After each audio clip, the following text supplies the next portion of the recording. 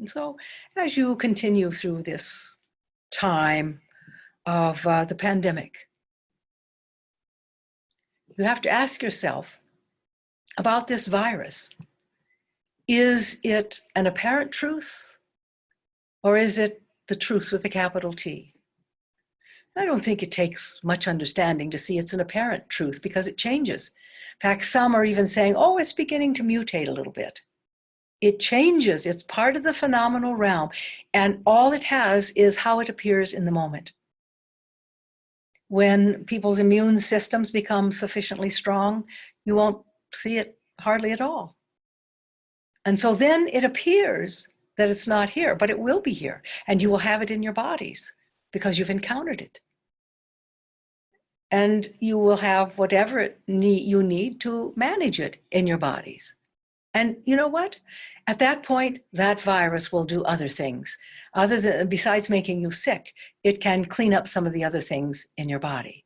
Instead of embedding itself, let's say, in the cells or in a cell in your lungs and using that lung tissue DNA to replicate, it can take on another function and clean up, kind of acting as a helper to your macrophages. You're not there yet. You haven't mastered this virus, so people are still getting sick and people are dying. They are exiting their one transient form and perhaps awaiting another. So always be careful that you pay attention to what are apparent truths versus the truth, if I can say that. So anyway, well, I hope this is meaningful to you. I just see so much confusion on the earth right now, and confusion about what to believe, who to believe, how to believe. Give it a rest and remember you're divine. Give it all a rest. It takes a lot of energy, doesn't it? I mean, just listening to the news nowadays, it goes on and on and on as if there is not another thing in the world happening besides this virus. Now, granted, people are home, so some are perhaps creating fewer problems, but others, sadly, are creating more problems because maybe they're not whole enough, or maybe their vibration isn't yet high enough to be in close contact with other people. And so they fight, and sometimes they become abusive.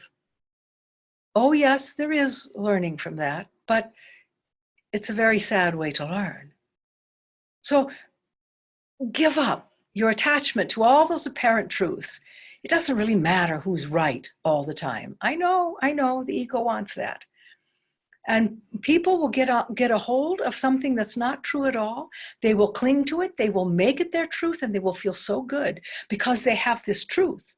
But the truth itself may not help them rise into their true nature, you see?